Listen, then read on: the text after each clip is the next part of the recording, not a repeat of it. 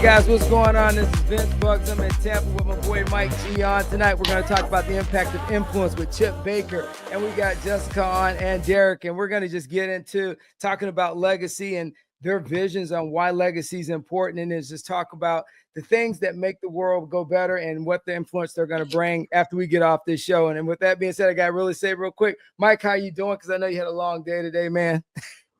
Man, I can't complain. Hello, Chip. Hello, Jessica. Hello, Derek. Welcome, welcome. Once again, loving it. Yeah. I'm chilling, man. Everybody's chilling. And not a bad day, Vince. Not a bad day.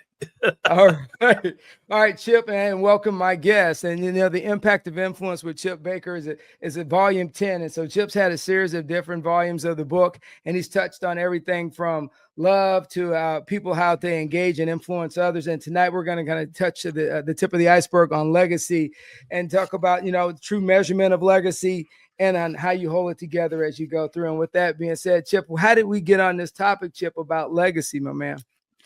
You know, this being volume 10, this being the last volume in the series, I mean, you got to finish on legacy, you know, and so, you know, it's powerful influencers discussing living and leaving a legacy. And so that's what it's all about. You know, that's all of the people in the book, servant hearts, good people that live a legacy each moment of each day. Yeah, and I like how you gave the breakdown of legacy, and I'm not going to put you on the spot. I have it on the screen behind me, but we're not going to cheat. But you broke it down when you looked at legacy, you broke it down by different words and categories within the book about how it influenced you and how you see it. But ironically, Derek and Jessica also had to break their piece down on legacy. So Jessica leading in because, you know, ladies first before for men after, you know, the main man talk. So Jessica, when you talk about legacy, how did you measure that? That's a big one. How do you measure it? Because, you know, I'm still here, right? Like we're all still here. And a lot of times people think of legacy like after you're gone. Right. And I'm like, well, wait a minute. How about we measure what you do today? Today, tomorrow, the next day, right? And build it almost like a foundation, like making some decisions today that can impact long-term. And so when I thought of legacy and what does that look like, it all starts from way back when I was a kid.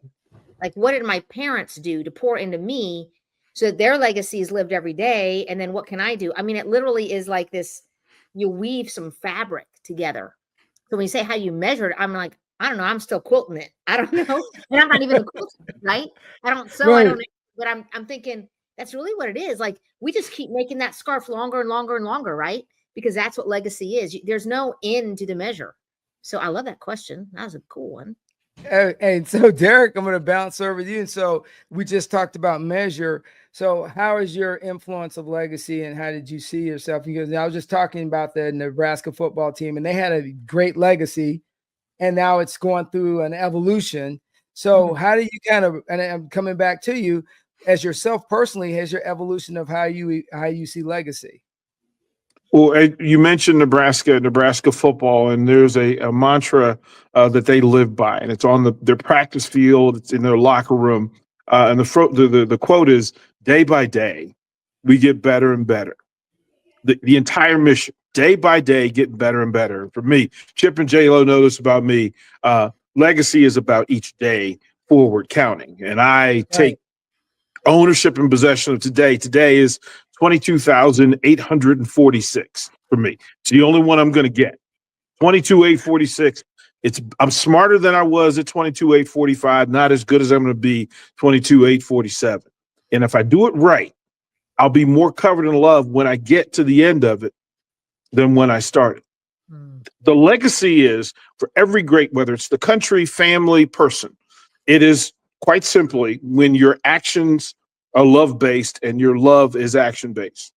Right. That's how legacies are built. There's no other way. Every great moment in our lives, every great moment in this country is based on when love and action move together on purpose. And that's legacy. That's when you know you've reached something, a purpose, mission, and a value.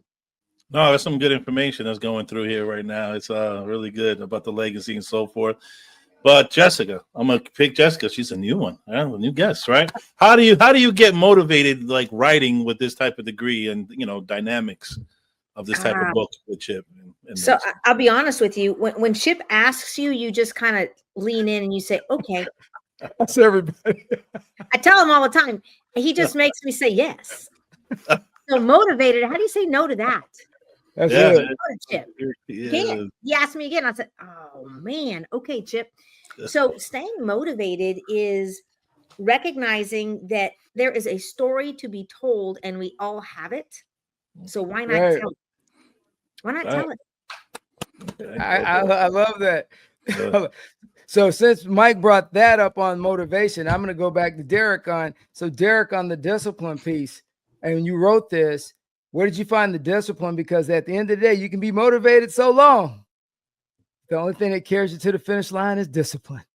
So where did you get the discipline to finish your chapter? Well, GPS. The GPS is everything. I live by GPS, man. And it's where you are, where you're trying to get to, and how you're going to get there. Right. And when Chip says this is what we're doing and this is when we need it done, you move. You when love calls, you move. My grandmother used to say, when love calls, you love. And that's true, that if you're making a statement about yourself and there's a timetable, the GPS will tell you where you are and what direction you're going and are you on time. I love it. And so Chip, okay, so since we got 10 volumes, how each volume has a different theme, right? So how did you construct that and with your creativity of writing, saying this is how the themes are going to play out? Or did you write another book and then just realize, hey, I'm going to take a theme from each one to make the next 9 volumes? So where did you come up with the creative idea of the different themes? Man, Bugs, that's a good question. You got some good ones. You got some good ones, Doc. No, I think for me, I was telling somebody this earlier today. When I started the impact of influence, I didn't think of volumes, right? Like I just thought, man, like where I'm from, I'm just happy to have a book, not a series of 10. Like just one book, And so when we started, it was just about the impact of influence, and so those people that say yes, but not just yes, but heck yes, let's go. Those people that's here, right? It's like, man, that was fun. That was good. We need to do this again, right? Oh, well, let's do it again. And then Jessica's over there looking at me like, what's up with that? You don't have ladies? Like you can't get ladies? Oh, she didn't play it. She didn't play the card on you, did she? Yeah. So then volume 3 was all ladies, Volume 4 was coaches, but it was just thought about the ebbs and flows of things that were going on at the time, things that were needed. Hyper aware of things that are going on. Like you said, 9 was love, sharing love. So just so many different things that I just felt those were needs in our world. Right. And so just tried to meet the needs of people in our world in hopes to impact and influence them. All right. So Jess, where's a special place that like you find your creativity? Because I mean, I'm writing the book right now, and I'm going through the editing right now for my book, Keep It Rolling. And it is not as easy as I tell everybody. Told Mike this. Mike said, man, you went dark. I ain't heard from you. Bro, I ain't deep trying to write this book, man. I ain't got time to deal with you. I ain't got time to deal with nobody. Because once you really get into writing, you realize you really shut the world off while you're in that. So where do you find just when you went in to find your creative piece on this, how did you handle that piece to write this your chapter? To be honest with you, when I think of legacy, this specific chapter, it was all about my family. So every time I'd have an awesome family day, I'd come back and I'm like, ooh, I got an idea. My mom got me this. Or my mom, what I mean? I was in that kind of flow because of the people that surrounded me. Like if you don't have a great community surrounding you, like, I don't know how you can get in creative space. That's just for me. I need to have good energy around me for me to be able to sit down and go, let me just write. And so that's one thing. From you talk about a space, like there's a park right around the corner from my house. And I literally would go out there. I take my little phone. I would take a notepad and I just talk. I'm like, this is a great idea. Da, da, da. While I'm looking out at the, I swing on, they got a little swing out there, a little gazebo, and it's just peaceful and it's calm and there's nobody there. Like at 11 o'clock in the morning or 2 o'clock in the afternoon, nobody's there. It's just me. And so for me, it was just kind of being in a reflective space to just be grateful when I'm in the grateful thought process. Right. Man, my brain. Now, if I'm stressed, it ain't happening. Don't try to press it because I'm like, I know the feeling. I had to put my book to the side. I can't even remember. My brain. Been there. Oh yeah. Yeah. So, Gary, I have a question about that because when you're stressed, but do you guys? I'm talking to Derek, Jesse, everybody. Do you guys get like upset when you guys get proofread and you're like, oh, this sounds great? They're like, nah, you got to change this up. Do you get offended? Because I remember, writing music and be like, no, that's a corny line. I'm like, well, that's dope. Do writers feel the same as well doing books? Like, you got to have somebody read it, right? Yeah, Derek, I always find that interesting. That a chef cooks for others to taste. That's like you can't. If you're just a cook, look, your line and mission, right? Let me get this burger off this grill onto the plate. But a chef takes time, and a chef wants appreciation, and so quality requires that. And it's okay. It's okay. Like, listen. If I was in my lab and nobody liked it, that's on me. But I still honored me. Like, I still can say, and listen, I'm never going to be mad at how somebody receives how I love my people. Right. Like that part. They may not understand it and it may not resonate with them, but it resonates with me. And I said it for who I said it for. So, the tribute was the tribute. I can't worry about all those things all the time. Me? Okay, listen, my biggest critic, my best critic, my mom. Okay. Do you get mad at her? Like, Mom, that was dope. Seriously. So she's going to be 88 tomorrow. Oh, okay. She's read. She's the most read person you've ever met. Like when COVID shut down, she read 365 books in a year. Whoa. I'm kidding. Man. And they're not like picture books, like books. Jane Eyre and all that kind of War and Peace. The woman can read. So when I have her, I said, please read this and be honest. Man, my mama's honest. And you know what she told me after this chapter, Chip? She said, this is the best piece of writing you've written. I was like, wow. Nice. That's awesome. Oh, that's good. What about you? Now I'm good. Now you're good. Chip? No, I'm open. Like I'm a growth mindset, kind of guy. I know. Well, first off, again, like I'm gonna say, like with the book, I'm just glad to have one book. So, like being a coach, if I could write that thing in X's and O's and bullets, I would, but I can't. so anything beyond that is great for me. Right. Yeah. So I'm pretty open to trying new things and listening, but kind of like DP said too. I've just come to the fact of where like I can't worry about all of that, man. I'm gonna shoot from the heart, and we're gonna get it done. Yeah, all right. So I know DP's got to jump off here in like 5 or 10 minutes. So, and as you look at your life, as you wrote this chapter, how did that inspiration, not just your parents, but if you coached and all that, how did you kind of just fold all that into in a small chapter? How were you able to just blend that together, man, to come out with such good, good content? I say this a lot, and sometimes it's a reminder, and then sometimes it's a present for somebody else. But we are the accumulation of all the people who love us. Mm-hmm. And I can't tell you how grateful I am to Chip for allowing me to do the things that I say I want to do and should do, which is to love, to be grateful, to be appreciative, and to be celebratory. Yeah, the most. And then it becomes my mission and my purpose to love them out loud. We only have The greatest regret we have is that people we love don't know that we love them. That's the real regret, is that we love them so much and they don't know that we love them.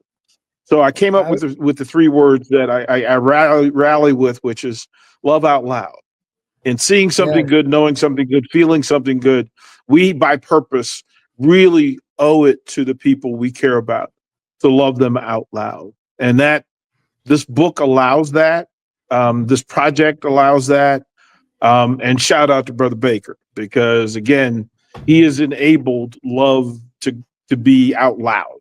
And he's changed lives. He's changed people's days, but he's changed their lives by allowing this project to be one where we get to say, I love who I am. I love where I'm from. I love who loved me, and why you should probably love on who loves you. That's pretty amazing legacy to leave, is to get people to love each other more than they do. Oh, I like how you tied that back in there, because, one thing that you guys have in the book, that Chip has in the book, is like, hold it together. And I think that is so profound now in our day and age than it's ever been, is that people need to figure out a way to hold it together to shape their legacies. And I think legacy is getting more influence now than it has, is because of generations. And I'm a Gen Xer, so I've seen where people don't leave a legacy for their kids, or people don't build that foundation. And I see the collateral damage that it does to the next generation. So Chip, I think with you writing all of this and setting it up, and it says words are bond, which is in your book, also matters, because you've bonded all these people together for such an inspirational moment. And what are your thoughts on that? Oh yeah, I'm good. Hey, bro, I'm bringing homers tonight, man. No, man, it's just amazing. The experience is amazing. It makes my heart happy. Because like when you have a book, like a book the words that are written in the book last forever. Right. Hence legacy. Right. And I think, going into it, I've always, strived to be of service. I've always strived to, I've told the authors, like, I hope that whatever it is they want to achieve from this experience, that they get and more. Right. And I've strived to work hard to provide that. But I know that like Jessica was talking about her mom, and I'm thinking about, like, I've been in Tampa, with the family, and just seeing the family see the book, the books and those kind of things. And like, I've been, like, one of my guys, Miniature Helio, was in the book, and just seeing, like, when he was in volume 2, like, his son pick up the book and like look in the book for his chapter, and I was able to capture a picture of him looking. Reading his dad's chapter, like my mom, but before she passed, like, like hugging the book, like just things like that, just knowing that it's bigger than us, and like we're really authors doing it and leaving the legacy, and knowing that it'll live forever. It's just a great thing. It's just so neat to do that. And I'm blown away. Like even when I talk about it, like, I had to take a deep breath when you asked me. Like, man, like, it's crazy. Like, it's pretty neat, and I'm just truly grateful for every ounce of it. All right, so I'm gonna let Derek go ahead. If you give me closing words or influence, and so you can bounce, man. But go ahead and give any advice that anybody watches this in the next 2 weeks when we publish it.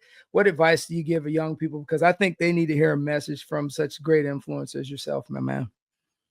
All right, here's where I am with this. I mean, and I need to do this so that he gets full understanding and full support. Chip Baker, I went and got yours, bro. Like, this whole thing has created opportunities and reminders. It's really breadcrumbs. To remind us to love each other. And often in that, we then remember to love ourselves. Right. Like, sometimes the vision outside, I'm really blessed, really fortunate. Most people can't even fathom how poor my family was and where we came from, and not finding out who your father was until you're 55 years old and going through all the things you go through, right? Like you go through that thing. But then it becomes the matter of this, right? That if I'm going to give them the three things that I say the most, and I mean them. I literally mean them. I had a medical crisis. Man, I was supposed to be gone. 27 blood clots, saddle embolism in my heart, 3 in my heart, 4 in my lungs. And on that bed, you have to make some things accountable in order to heal and get better. The three things that I say the most, and I mean them, and I'm giving this to you to use and carry with you. I wake up with one eye and I make a look, I'm here. He gave me another one. He gave me another one. So I say thank you. I say thank you for the day. I say thank you for the opportunities. Thank you for the lessons I'm about to receive. And then I push myself off the bed because I have to love myself enough to get healthy. I had to learn to walk again, learn to breathe again. I have to love myself so that I can love the people in my life. I can need to be here for them. So I have to get healthy and live right so that I can do that. And then at the end of the day, if I've done those other two things, if I've been grateful and loving, it is a great day. It has been a great day. And at the end of that day, I say, well done. Well done. Well done. Well done. Because not everybody gets to finish. Not everybody gets to accomplish the mission. Not everybody gets the full day of loving themselves, being appreciative, and then being loved back in return. And that, my friends, is what I give. So before I get out of here, to everybody on this call, everybody watching, and especially Chip Baker, Jessica, J-Lo, y'all understand. Thank you. Thank you for being a part of my day. And this day will never be, I'll never repeat this being with you 5. This day is special. 22/8/46. This is about this thing here, and I can mark it covered in love. Thank you. I love you all. Well done. Well done. Well done. Whew, see you later, Derek. All right. Hey, that was great, man. I don't know where I'm going. I'm gonna have to be speechless on that one, Mike. I mean, man, Derek just brought it home, bro. He's dropping hammer. All right. How do you put this compilation together? Because I mean, everybody's writing a chapter, and how do you know where this needs to be chapter 1, this needs to be chapter 2, this needs to be chapter 3? I mean, it's all legacy, but you know, a book has to have an ebb and a flow. So how do you manage that piece for volume 10? Well, we make that easy. We just alphabetize by the first name. Love it. And then sometimes, you know, Jessica has to help me with my alphabetizing. Just once. 1, 2, 3. 3. Hey, she catches. Hey, you know what? They always say you got to have a good wingman. They got to be able to catch when things are going wrong. Hey, Bugs, I have a great team. You know, seriously, you know, it takes a team. You know, everything is team. And I think that I'm grateful to have had the experience that I've had. You know, I've been a part of teams my whole life. Right. So this is nothing different for me. I know that I can't do it on my own. I can't do it. I need help. And so I welcome any and all of that. I think that's a great dynamic when they know, like, going into it, like Chip don't think he know it all, or, you know, he got, you know, like it's none of that for me. It's like, hey, like, what can we do to make this the best version of this for all of us? Right. We all win when we win. Right. I mean, the thing is, and I say this to Mike, you give people opportunity. Yeah, man. And opportunity should evolve. Right. Yes, so sir. You had volume 1, and I've watched the evolution of where you guys are and in the book series. And so Jessica, because we're going to get close to time here, but Jessica, in this evolution, how do you, and you've been around because you kind of, you know, got Chip to get you in there and say, hey, you made a point because you read it and you're like, hey, I like this 3 times. Hey, when you saw this playing out, what was your driving force of wanting to be a part of it? You know, to be honest, I really just love making an impact. Like, honestly, like, and that comes from being an athlete from the time I was 4 or 5 years old, having the family that I had. And I don't just mean my mom and my dad. Like when we talk about legacy, like it happened before that, right? Right. They came from people who inspired them to do some things. And then they came from people to inspire. You see what I'm saying? I'm a 4th generation Tampanian, right? So I know this. My great grandma was a cigar roller in Ybor City, right? Right. At the factory down there. Come on now, right? So I mean, that's the history of Tampa. I know is in me as well, right? So I feel compelled. And it's like what you do. Like you should leave an imprint. Like we should all be doing that. So it's what you leave in somebody, not just what you leave for them. It's not about the thing, the dollar, the whatever, the house. It's what are you pouring into someone else? And I believe this series has allowed me to do that. So I'm super grateful to Chip for the opportunity, right? Which is why I don't say no. Don't say no often. You know, I really don't. I say often because I think it might have happened once. But but you know, at the end of the day, it is it's a freeing opportunity, right? To really be able to share and come from the right place. He used the term love, like DP's all about love, and he's absolutely right. And I'm all about like paying it forward. Like we're here because someone paid it forward to me. Right. So I need to pay it forward. Yeah. To the next generation, you know. So, Good job. Hey, Mike, so what you got, man? No, I'm just listening. This is good. Another one, Chip. What? What's going on? You're bringing that fire always, you know. I had to fan the flames, man. Great, yeah. I'm telling you, man. It's been a journey because I've seen Chip from the first book, and then to this. It's like okay, and it keeps on. Blessed, man. It's a blessing, man, and it's always a pleasure. Always a pleasure. I want to jump in there. It's always a pleasure meeting you too. Yes, say thank y'all for being supportive since day one too. Like you said, you know, you've seen the journey, but like, man, just it's great to have support along that journey as well. So thank you guys so much for that. Hey man, it's all about the network, the human network, which we based on Embrace the Power on. Is about finding a positive message and getting it out to the human network. And with that being said, we need to get the positive message out. So Mike, where do people find Chip's book? Oh, let's see here. What we got? Oh, you got your IG, Chip, right? Bam. Okay. Let's go. We also got this here. Oh, bam. There you go. There you go, guys. So that's where you find it. All his hats, his shirts, so forth, man. Let's go.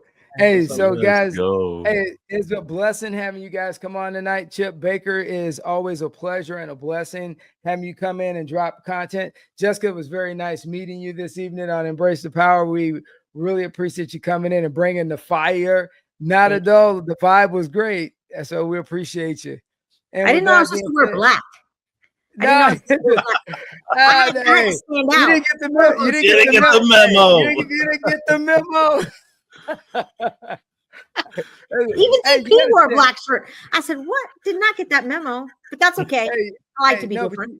But you got to stand out. You know, you got to stand out. It's always got to be one. It's always got to be one. And Chip knows it's me. It's gonna be David. Yeah. Amen. All right. That's it. Hey guys, so hey, check out the show, check out Chip's website, get the book, get your hands on the Impact Influence Volume 10, and then go ahead and buy 1 through 9 if you get after you read 10, or vice versa. And then, you know, just one thing about it is make sure you check out Mike's show and Mike Vass podcast. There you go, Chip. I appreciate that. And also Planetary Design, one of our affiliations for Embrace the Power. With that being said, as me and Mike always say, coming on Embrace the Power, keep it rolling.